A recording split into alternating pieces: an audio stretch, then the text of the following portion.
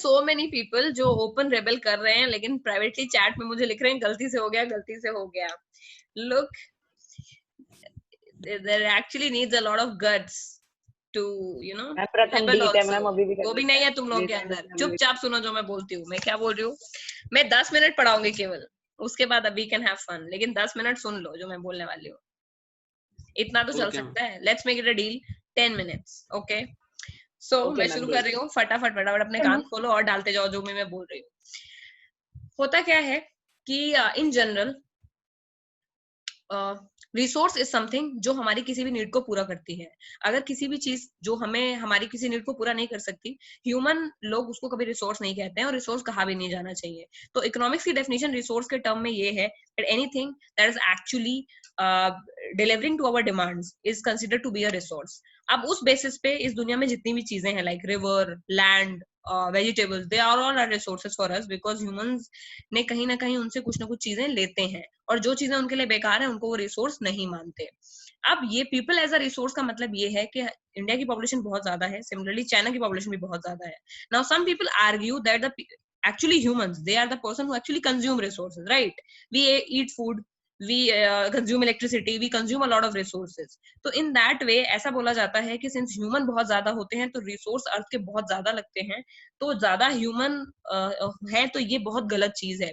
But there is a different angle, और ये chapter उस एंगल के बारे में बात करता है कि अगर लोग बहुत ज्यादा हैं, जरूरी नहीं है कि वो ज्यादा लोग एक बुरी ही कंडीशन हो, बिकॉज इंडिया में जैसे बहुत सारे लोग रहते हैं, बट वो सारे के सारे लोगों को अगर हम एक अच्छे ह्यूमन रिसोर्स में कन्वर्ट कर दे, तब ये सिचुएशन जस्ट रिवर्स हो सकती है. अगर एक ह्यूमन रिसोर्स नहीं है, then you are like any other animal जो इस धरती का सामान कंज्यूम कर रहे हैं, and eventually they are dying.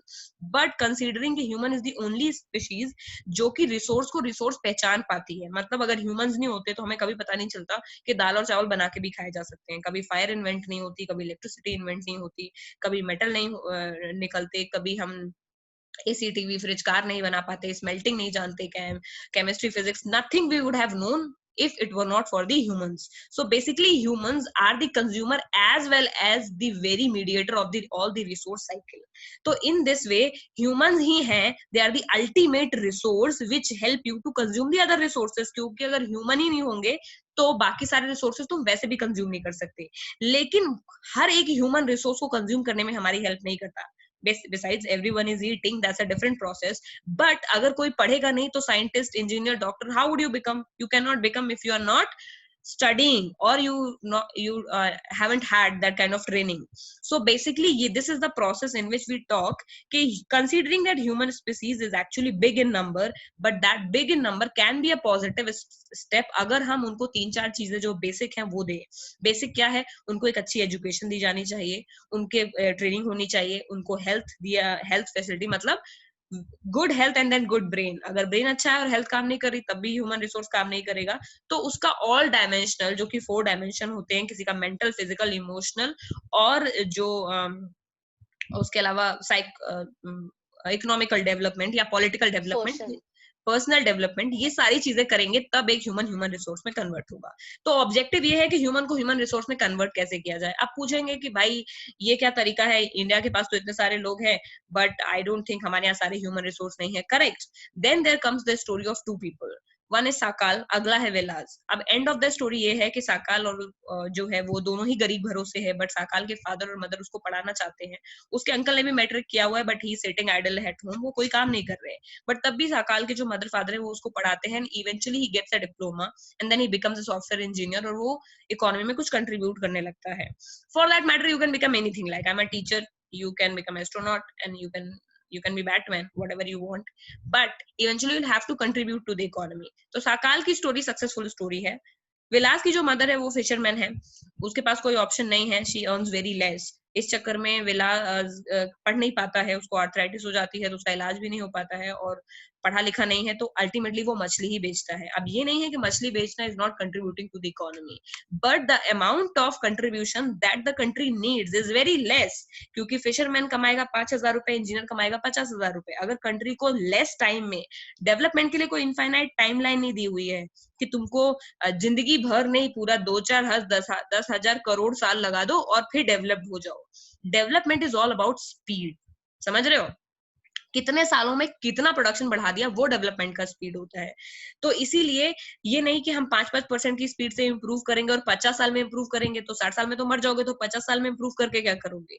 अगर 100% की रेट से इंप्रूव करोगे तो तुम 1 साल में इंप्रूव कर सकते हो, 0 पे भी हो अगर आज, और 1 साल के बाद you can become a better resource. तो time is the only parameter here, developed versus developing countries में। तो इन दैट केस ऐसा बोला जाता है कि since developed countries they prefer a better human resource, जो कम वक्त में ज्यादा चीजों का यूटिलाइजेशन करके कंट्री की इकोनॉमी में बेटर कंट्रीब्यूट कर देंगे, तो कंट्री डेवलपिंग से डेवलप्ड की तरफ निकल जाएगी। साकाज और विलास की स्टोरी तो देख लिया। Now coming to the other portion of it, the health and the education. The health and the education they are the basic parameter, क्योंकि उसके बिना कोई भी ह्यूमन रिसोर्स में कन्वर्ट नहीं हो सकता। ठीक है, तो अगर तुमको बोलेंगे कि ह्यूमन को ह्यूमन रिसोर्स में कैसे कन्वर्ट करेंगे, तो तुमको एक तो स्टोरी शाकाल और विलास की चिपकानी है, दूसरा एक बात बोलना है कि हेल्थ दिया जाए, एजुकेशन दिया जाए, एंड कंसिडरेबलिंग तुम्हें एक प्रॉपर एटमॉस्फेयर भी देने की जरूरत है, या फिर पॉलिटिकल या अदर तरह के राइट्स भी देने पड़ेंगे। हेल्थ और एजुकेशन सब कुछ नहीं है अगर कंट्री फ्री ही नहीं है, जैसे कि हमारी हमारी कंट्री फ्री है। ठीक है, तो प्रॉपर ह्यूमन रिसोर्स तब काम कर सकता है जब उसके पास पॉलिटिकल, इकोनॉमिक और सोशल हर तरह की फ्रीडम हो, उसको एजुकेशन दिया हो और हेल्थ का बेटर इंफ्रास्ट्रक्चर उसके पास अवेलेबल हो।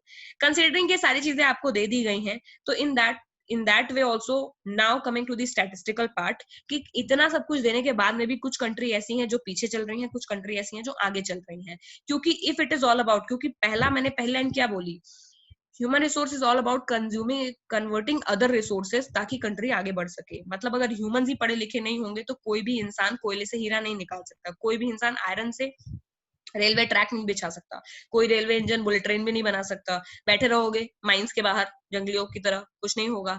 और यहीं पर हमें केस स्टडी काम आती है अफ्रीका वर्सेस जापान की। अफ्रीका, मैंने पहले भी बताया है, Africa is a continent of actually diamonds.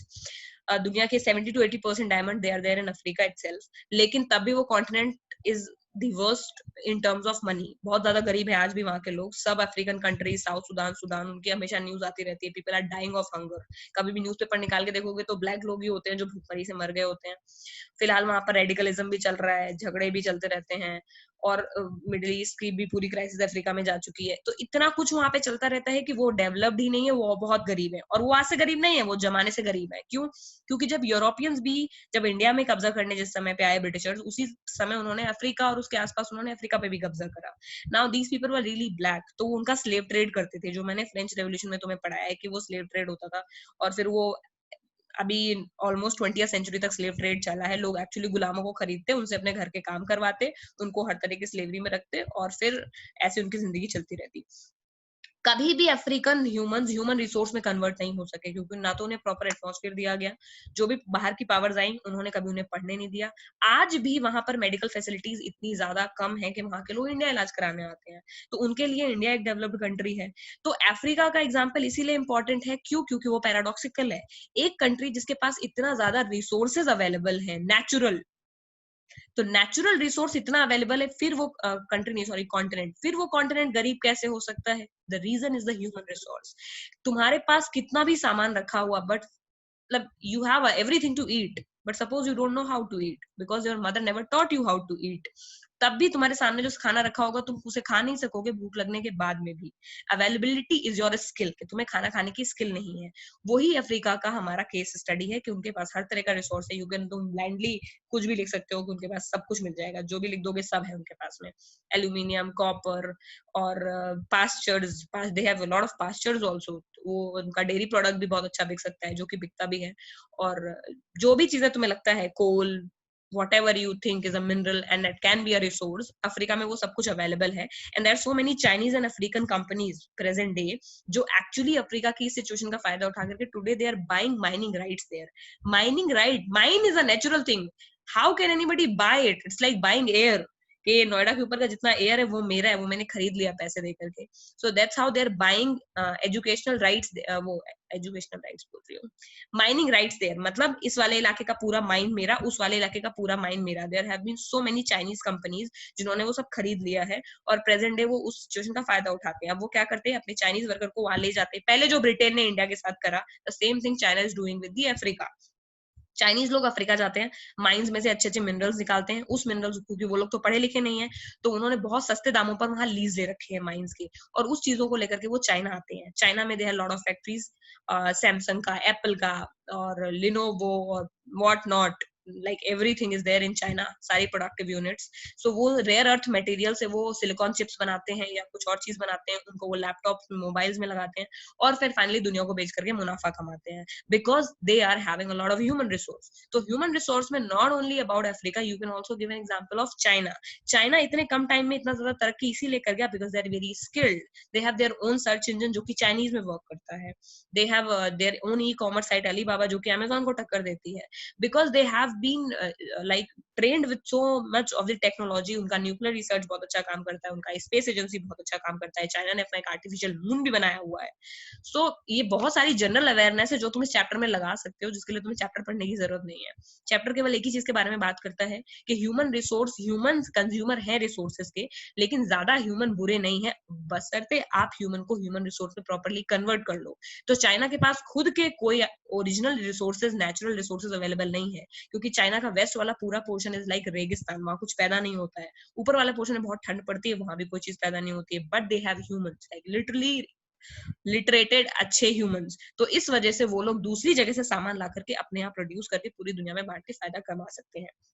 Now the case study has been given of Japan. Japan की क्यों दी हुई है? Because it is also a country of paradox. Japan is एक ऐसे पैसिफिक के एक ऐसे आइलैंड कंट्री है जहां पर जो कि आती है टेक्टोनिक प्लेट्स के मार्जिन पर। Tectonic plates may be you know, मैंने कभी बताया होगा। टेक्टोनिक प्लेट्स का मार्जिन मतलब वो मार्जिन जो कि एक्चुअली वॉल्केनिक एक्टिविटीज के लिए बहुत ज्यादा प्रोन है। तो जहां भी प्लेट के मार्जिन होते हैं ज्योग्राफी में, वहां पर इतनी सारी एक्टिविटीज की वजह से हलचल होती है कि प्लेट्स हमारी अटकती रहती हैं और बार बार अर्थक्वेक्स या वॉल्केनोज आते रहते हैं। Japan is that kind of unfortunate country जहां पर बहुत ज्यादा अर्थक्वेक्स आते हैं और वॉल्केनोज इरप्शन भी बहुत ज्यादा होते हैं, और उस केस में वो कंट्री में 4-5 साल में कोई भी स्ट्रक्चर आप बनाओ तो अगले अर्थक्वेक पे आते ही गिर जाता है। कंट्री बहुत छोटू सा है, कुछ ज्यादा लोग वहां रहते नहीं है, but considering they work day and night, वहां का कल्चर ऐसा है that people actually work 20 hours a day. ठीक है, और इसी वजह से उन्होंने उनका जो मेन एरिया है वो है साइंस एंड टेक्नोलॉजी, जिसमें उन्होंने बहुत ज्यादा डेवलपमेंट किया हुआ है। चाइना से थोड़ा टक्कर है इस वजह से। जापान ने, यूएस ने भी काफी उनको हेल्प करी है ये टेक्नोलॉजी वगैरह देने में, बट उनका जो मेन पॉइंट है वो ये नहीं कि वो एग्रीकल्चर करना जानते हैं, उनके पास बहुत खेती है, उनके पास इतना सा ही लैंड एरिया है, वो आधे एरिया में अर्थक्वेक आता है, बट उनके पास ऐसी ऐसी टेक्नोलॉजी है कि वो कमरे के अंदर 4-5 फ्लोर में गेहूं और मकाई उगा सकते हैं। उनको लैंड का जरूरत नहीं है खेती करने के लिए, क्योंकि वो आर्टिफिशियल एग्रीकल्चर भी कर लेते हैं। रूम के अंदर एक एनवायरनमेंट क्रिएट करके वहां एग्रीकल्चर कर लिया। उनका न्यूक्लियर साइंटिफिक प्रोग्राम इतना अच्छा है कि इंडिया हैड टू टेक जो डुअल टेक्नोलॉजी है उनका न्यूक्लियर प्रोग्राम, क्योंकि nuclear energy is one of that energy जो टुडे बहुत ज्यादा वोग में है, और वो बहुत ज्यादा लीथल है। अगर आप उसे ढंग से काम नहीं करेंगे तो it works on the process of the fission and the fusion. और फ्यूजन और फिजन तुम लोग शायद कभी पढ़ोगे 9th-10th में, उसमें बहुत ज्यादा एनर्जी रिलीज होती है of the hydrogen, like it's like the theory of atomic bomb, will deal some other day, but nuclear energy is that energy जो कि बहुत कम अमाउंट ऑफ, इतना छोटा पार्टिकल है उसे इतना एनर्जी बन सकता है कि पूरे सिटी को एक दिन के लिए या एक महीने के लिए इलेक्ट्रिसिटी मिल जाए। सो वो तरह का टेक्नोलॉजी चाइना ने न्यूक्लियर पे बहुत ज्यादा काम किया है। अगर तुम्हें लगता है कि न्यूक्लियर का क्या काम है, तो काम ये है कि हम फिलहाल अपनी, अभी से पहले हमारी ट्रेन कोयले से चलती थी, आज इलेक्ट्रिसिटी से चल रही है, कल न्यूक्लियर एनर्जी से भी चल सकती है। आज से पहले हमारी ट्रेड मिल, वेल्ड मिल, हाइड्रो इलेक्ट्रिक पावर प्लांट, जितनी भी हम इलेक्ट्रिसिटी जनरेट कर रहे हैं, वी डोंट नो कि उस अगला हम किस तरह से कर सकते हैं। दुनिया के सारे लोग पहले कोयले से ही करते रहे हैं, इसीलिए कोल माइंस फेमस थी, बट आजकल नई रिन्यूएबल वेज ऑफ एनर्जी आ गई हैं, उसमें न्यूक्लियर एनर्जी सबसे अच्छी है जो कि अनकन्वेंशनल है। उसके अलावा विंड एनर्जी आगे है, सोलर एनर्जी आगे है। तो इन सारी फील्ड में एडवांस टेक्नोलॉजी जितनी भी है उन सब में जापान बहुत आगे है। टेक्नोलॉजी में आगे है, साइंस में आगे है, और they have best class scientist also. और इस चक्कर में उस साइंस का जो यूज है वो उन्होंने एग्रीकल्चर में किया है। Now they have created so many of atmosphere, artificial atmosphere, जिसमें वो एटमॉस्फेयर को क्रिएट करके प्रॉपर ह्यूमिडिटी और टेम्परेचर भी डिसाइड कर देते हैं कि किस क्रॉप को किस टेम्परेचर पे कितनी ज्यादा फर्टिलिटी या कितने पेस्टिसाइड्स की जरूरत है, तो वो कितना प्रोडक्शन करेगी। तो जितना हम शायद अपने यहाँ पूरे, let us suppose that we have an area of around Cherry County और वन सोसाइटी, जो इंसान जिस किसी सोसाइटी में भी रहता हो अपने सोसाइटी का पूरा एरिया अपने माइंड में देखे कि कितना बड़ा है, और अपने फ्लैट का एरिया। तो जापान जो चीज अपने फ्लैट के एरिया में कर सकता है, हम वो चीज फिलहाल इंडिया में पूरी सोसाइटी के एरिया में कर रहे हैं. So that is the matter of technology, because they have converted all of their resources into a human resource. They have around 100% of literacy. Everyone is literate there. It does not matter उन्हें English आती है या नहीं आती, but उन्हें science आती है. So I guess that is the chapter. Chapter is already done. Negative क्या है human resource के? If they are not literate enough, they are useless. They are like animals. समझ गए? हो गया चैप्टर. जी मुझे तो सत्संग शुरू कर देना चाहिए. You all look so awestruck. Wow, ऐसे वाला. Any doubt किसी को? So we deal with 4-5 questions here. What is a human resource? Done. How we can convert human to a human resource? Done. Why Japan versus Africa? Done. Health and education infrastructure important for? Done. And apart from then Chakal और दूसरी किसकी story थी? वेला जो भी उसकी story भी done. कुछ और चीज अगर बची हुएगी then we'll be doing it in their revision. और बताओ अब बताओ क्या करना है.